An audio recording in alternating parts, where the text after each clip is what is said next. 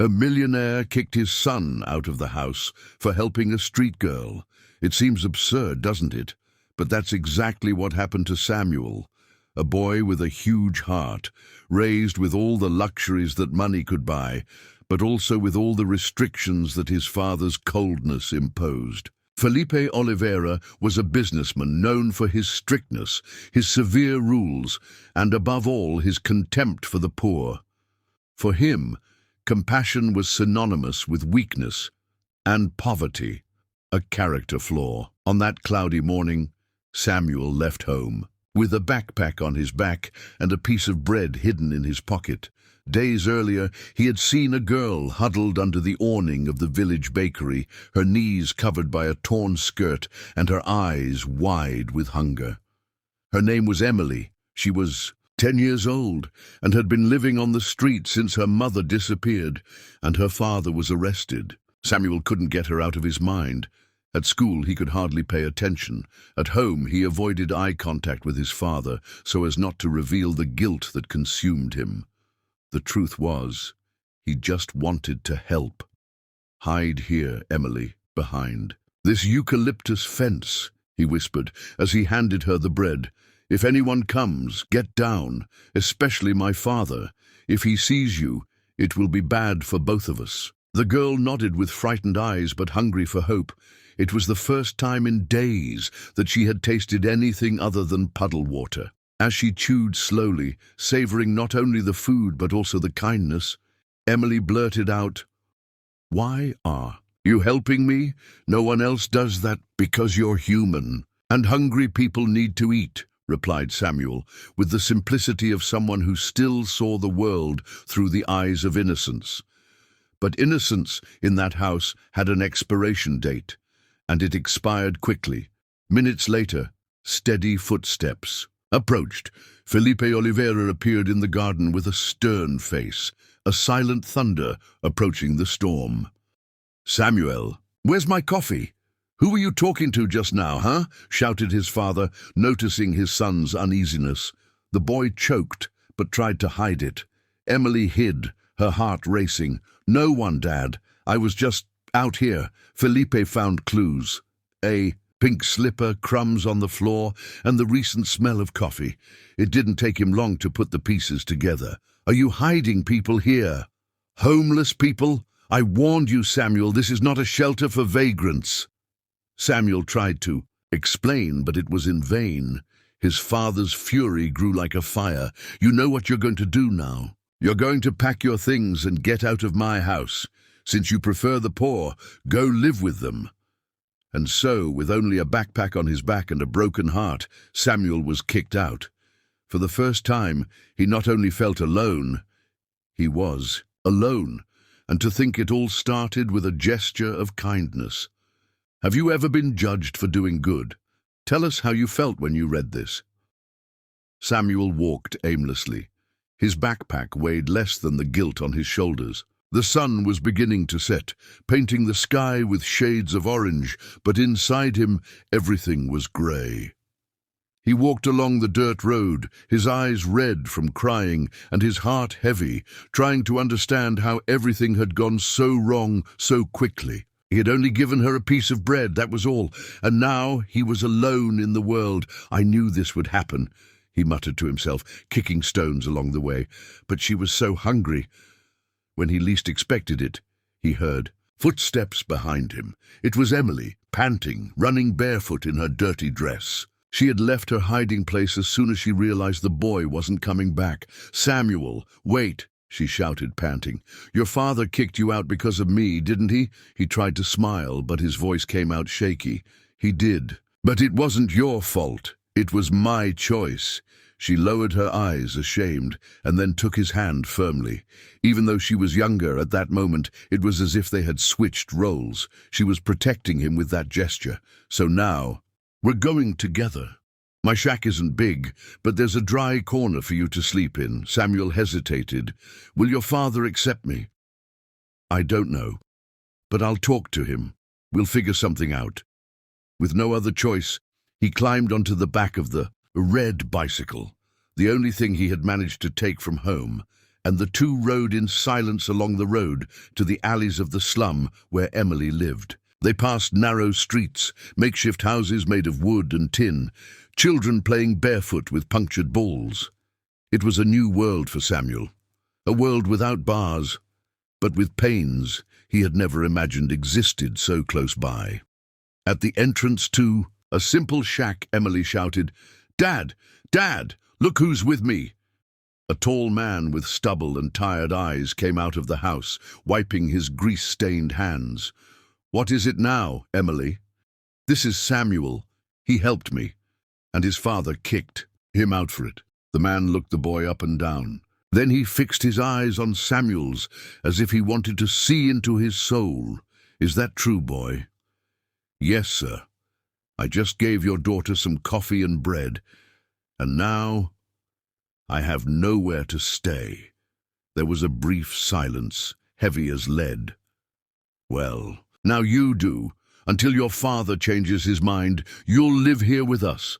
A father who kicks his son out for doing good has a lot to learn about what it means to be a man."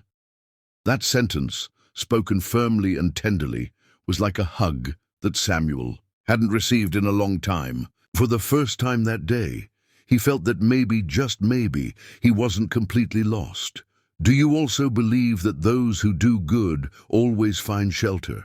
Write down how this part of the story made you feel. While Samuel tried to adapt to his new routine in Emily's shack on the other side of town, Felipe Oliveira felt a restlessness he couldn't quite name. The silence inside the house was deafening. For the first time, there was no sound of bicycles in the yard, no crumbs scattered in the kitchen, no innocent questions during dinner. There was only him and his arrogance, which was beginning to show cracks. Felipe had always believed that authority was imposed by force, order, and control, but that silent house made him feel vulnerable, and that infuriated him. Still, he refused to admit that he had made a mistake. In his mind, Samuel needed to learn a lesson. Helping the poor only slows life down, he muttered to himself, as if repeating an indisputable truth. You have to grow up learning that the world is not an easy place. Meanwhile, in the slum, Samuel woke up early to help Emily's father with small tasks, carrying buckets of water, pushing scrap carts, sweeping the front of the shack. At night, he shared a mattress on the floor and a single thin blanket with her. It wasn't comfortable, but it was full of dignity. Every gesture of care he received was a reminder that even without luxury, there was more love there than in the mansion from which he had been expelled. One day, while helping a neighbor carry firewood, Samuel heard someone comment, "Boy, did you see that desperate man at the gas station asking for information about a boy with a red bicycle? They say he went after the son he himself kicked out." Samuel's heart froze. It couldn't be, but at the same time, he wanted it to be. Part of him still wished his father was sorry, that he would show up, apologize, hug him.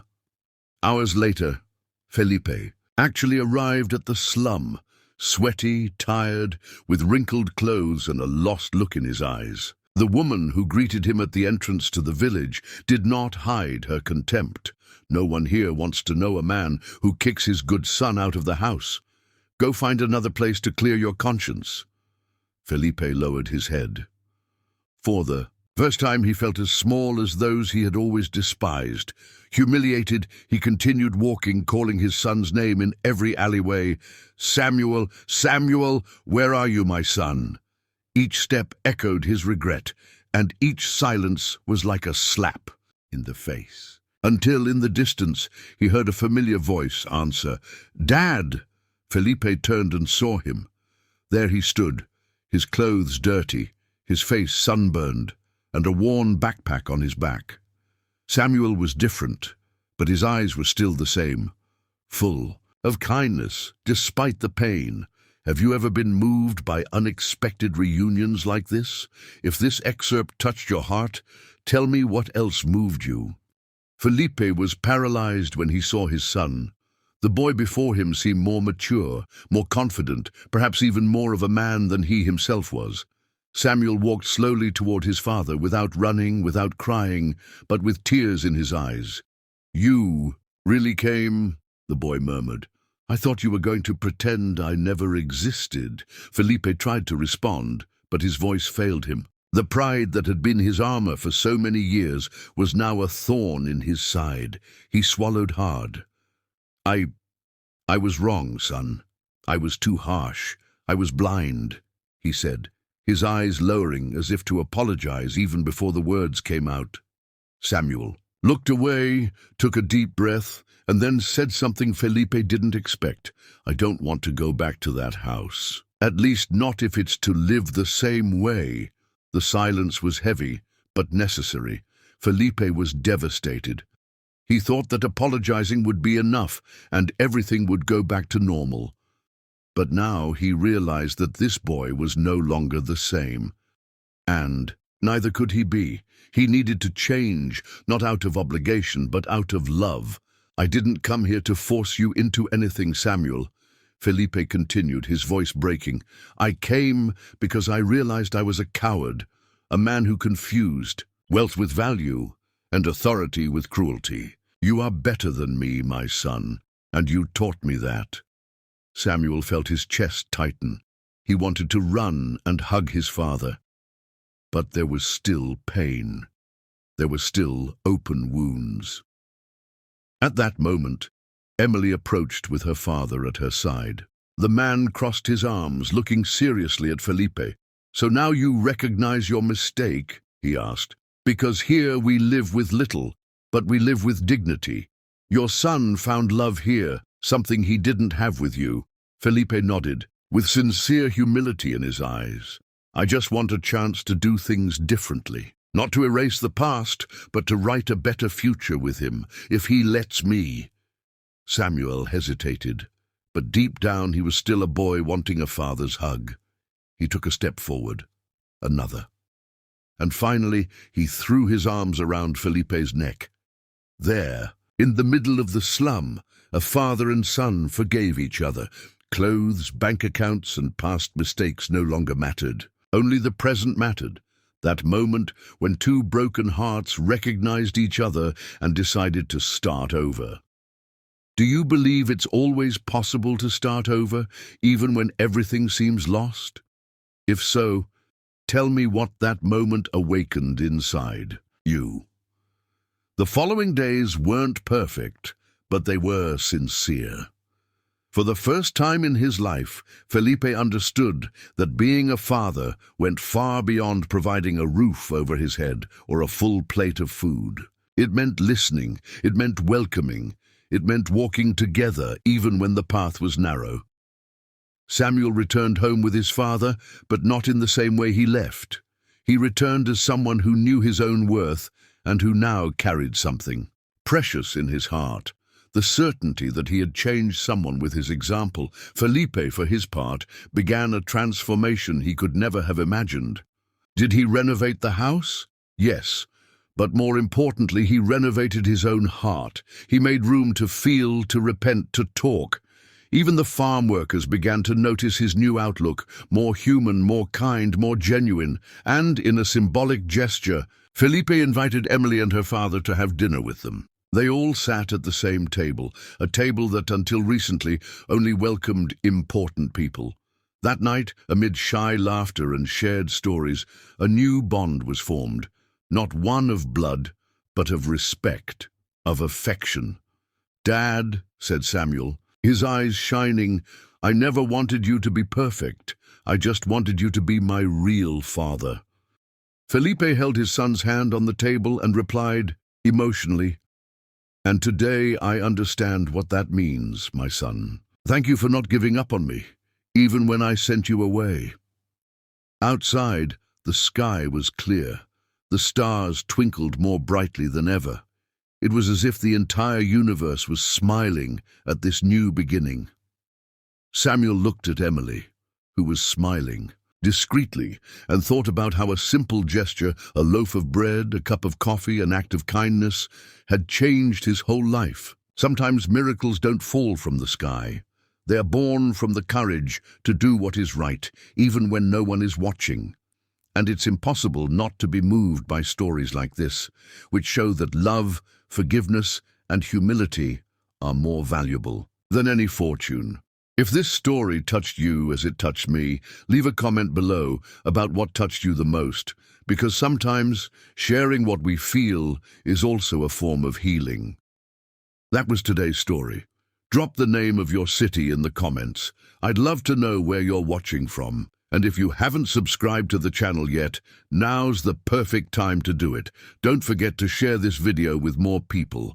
I'll see you in the next one.